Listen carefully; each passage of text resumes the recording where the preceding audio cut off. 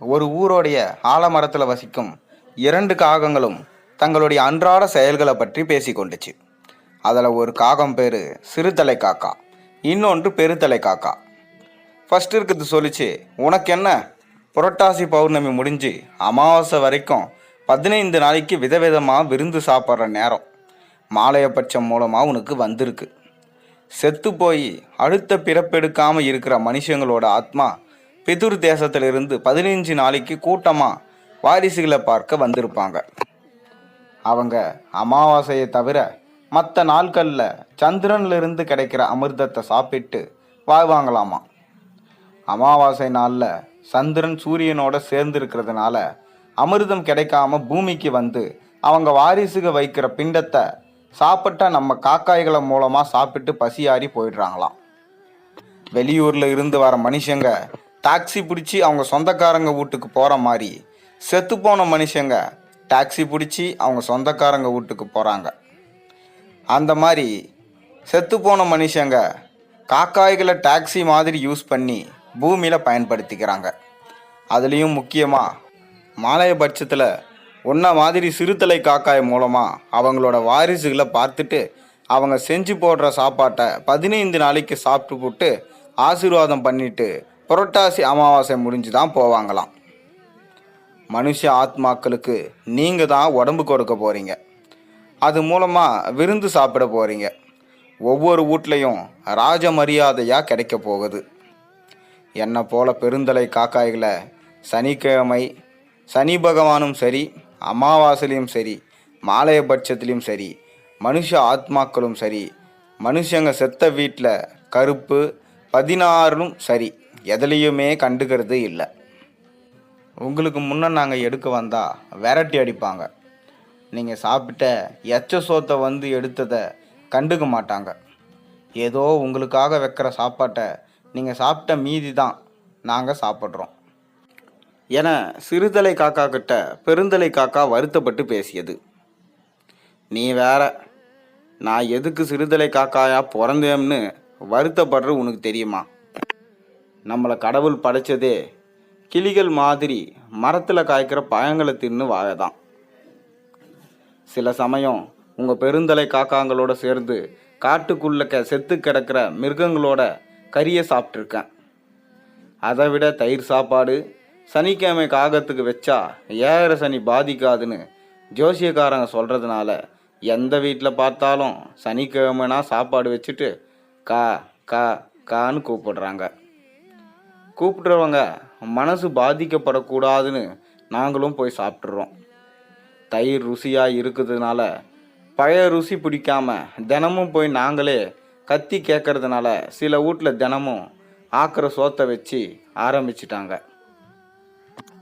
இப்படியே போச்சுன்னா வருங்காலத்தில் நம்ம வாரிசுகளுக்கு பழம் திங்கிற பழக்கமோ செத்த மிருகத்தோட பச்சைக்கறியை திங்கிற பழக்கமோ இல்லாமல் மனுஷங்களை நம்பி எப்போ சோறு வைப்பாங்கன்னு காத்து கிடக்கிற பழக்கம் வந்துடுமோன்னு பயமாக இருக்குது. அமாவாசைக்கு திதி வர நாளுக்கு பலகாரத்தோடு சோறு கிடைக்கிறதுனால மரத்து பக்கமே இப்போ பழம் தின்ன வர முடியறதில்ல. நிறைய இனிப்பு சாப்பிட்டுப்புட்டு பார்த்தீங்கன்னா சர்க்கரை நோய் வந்து ஒரு காலே கெட்டு போன எங்கள் சிறுதலை காக்கா ஒருத்தன் சின்ன வயசுலேயே நேற்று போய் சேர்ந்துட்டான். இந்த மாலையபட்சம் 15 நாளை நினச்சா எனக்கு ரொம்பவே பயமாக இருக்குது.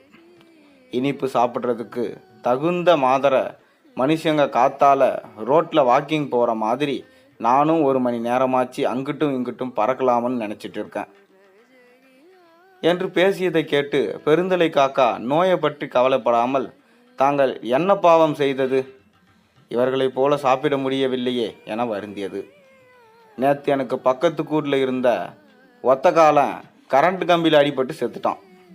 இழவுக்கு போயிட்டு பக்கத்து தோட்டு வாய்க்காலில் போகிற தண்ணீரில் குளிக்காமல் வந்து நேற்று ராத்திரி தூக்கமே வரல.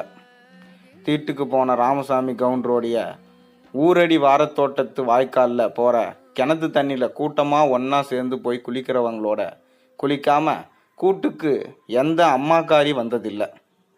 என்ற அம்மா இருக்கிற வரைக்கும் இழவுக்கு போய் எனக்கு பழக்கம் இல்லை. என்ற அம்மா போன வாரம் குருவிக்காரனோட வில்லு கல் பட்டு செத்து போனான். அதனால் இழவுக்கு நான் போக வேண்டியதாக போச்சு. எந்த அம்மாவோட செத்த பொணத்தை பார்த்து சித்தி கத்தி நம்ம ஜனங்களோட சேர்ந்து அழுது போட்டு வரலாம்னு ஆலமரத்துக்கு போனால் அடித்தவன் தூக்கி தோளில் போட்டு இருந்தான். பைக்குள்ளே வச்சுக்கிட்டு போயிட்டான். அவன் பின்னால் போய் பார்த்தா டவுனில் ஒரு பிரியாணி கடைக்குள்ளே பூந்துட்டான்.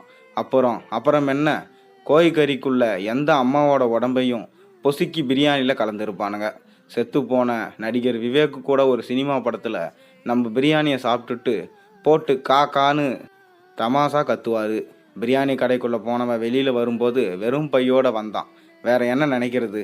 வர வர மனுஷங்க கூறு கட்ட குட்டிச்சவராக போயிட்டாங்க. நமங்களுக்கெல்லாம் ஒரே அறிவுன்னு சொல்லி போட்டு அவங்களுக்கு மட்டும் 6 அறிவுன்னு சொல்கிறவங்க 4 அறிவு கூட இல்லாத மாதிரி தான் வாயறாங்க என தனது புலம்பலை கொட்டி தீர்த்தது சிறுதலை காக்கா. உனக்கு விஷயம் தெரியாதா? உங்களை அதிகமாக ஒருத்தரும் வேட்டையாடுறதில்லை. ஏன்னா நீங்கள் இல்லைன்னா மனுஷங்க செத்த கருப்புக்கு 16க்கு மாலையபட்சத்துக்கு திதி கொடுக்கறதுக்கு காக்கா இல்லாமல் போயிடும்னு போட்டு எதுக்குமே பயன்படாத பெருந்தலை காக்கா எங்களை வில்லு கல்லு படுத்து அடிச்சு கொள்கிறாங்க. கொஞ்ச நேரத்தில் முன்னால் எனக்கே குறி வச்சான் ஒருத்தன். நான் தப்பிச்சது தம்பிராம் புண்ணியம்னு உன்றக்கிட்ட வந்திருக்கேன். உன்றக்கிட்ட இருந்து கொல்ல மாட்டீங்கன்னு வந்தால் நீங்கள் உங்கள் அம்மாவையே கொண்டு போட்டாங்கன்னு சொல்கிறத கேட்டதும் நான் ரொம்பவே பயந்துட்டேன். எங்காவது மலைப்பக்கம் என்ற குடும்பத்தோடு பறந்து போய் உசுரோடு வாழ்ந்துக்கலாம்னு தோணுது என பெருந்தலை காக்கா வருந்தியது. அப்போது மரத்திலிருந்து காக்காக்களை வேட்டையாட வந்த மனிதன் பறக்க இயலாத வயதான காக்காக்களை தனது ஒண்டி வில்லால் குறிவைத்தான். பெருந்தலை காக்கா ஆக்ரோஷத்தோட மனிதனை குறி வச்சு அவனது கண்களில் ஒன்று கொத்த அலறிய மனிதன் அங்கிருந்து பயந்து கண்ணில் கையை மூடிப்படி ஓடியதை பார்த்து, இனிமே இப்படி தான் எதிரியை தாக்கணும் என கோபத்துடன் கூறியது. தைரியம் தனக்கு முன்னமே இருந்திருந்தா பெத்து வளர்த்த தாயை செத்து போகாமல் காப்பாற்றி இருக்கலாம் என நினச்சி கண் கலங்குச்சு அந்த காக்கா. இதிலிருந்து நமக்கு என்ன தெரியுதுன்னா, தன்னம்பிக்கை நிச்சயமாக நமக்கு அவசியம். கர்மா நம்மளை எப்பவுமே விடாது. ஆனால் அந்த கர்மாக்கிட்டேருந்து நம்ம காப்பாற்றிக்கணும்னா நமக்கு கண்டிப்பாக தன்னம்பிக்கையும் தேவை. இது போன்ற ஒரு நல்ல கதையோடு நாளை உங்களை சந்திக்கின்றேன். அது வரைக்கும் பார்த்தீங்கன்னா, இந்த கதை உங்களுக்கு பிடிச்சிருந்துச்சுன்னா மறக்காமல் சேனலுக்கு ஒரு சப்ஸ்கிரைப் பண்ணிவிட்டு நம்ம வீடியோக்கு ஒரு லைக் பண்ணிவிடுங்க. மேலும் இந்த கதையை உங்கள் நண்பர்களோடு பகிர்ந்து கொள்ளுங்கள். நம்ம சேனலுக்கு எப்போவுமே ஆதரவாக இருங்க. நான் உங்களுக்கு பிடிச்ச மாதிரி அடுத்தடுத்த வீடியோஸ் நிறைய போட்டுகிட்டே இருக்கேன். எந்த மாதிரி கதை வேணும்னு கமெண்ட்டில் சொல்லுங்கள். கண்டிப்பாக அந்தமாரி கதையை போடுறேன். நன்றி, வணக்கம்.